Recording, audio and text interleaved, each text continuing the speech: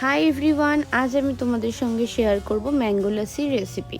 তো আমি প্রথমেই আমগুলোকে একটু জলে ডুবিয়ে রেখেছিলাম, তারপরে ভালোভাবে আমগুলোকে ধুয়ে নেব। আর আমি এখানে 4 জনের জন্য বানাচ্ছিলাম, তাই 3টে আম ইউজ করেছিলাম। তোমরা চাইলে আরও বেশি করতে পারো।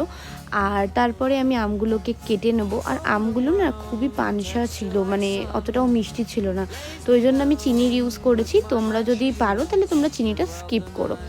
আর ইউজ করেছিলাম দই, জানি দইটা এখানে দেখতে খুবই অদ্ভুত লাগছে।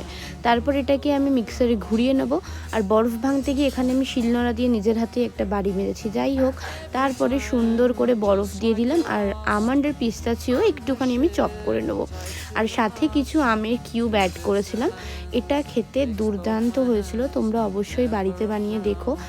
আর এত ভালো টেস্ট হয়েছিল। তোমরা জানিও আমার ভিডিও তোমাদের কেমন লাগছে। আজকের জন্য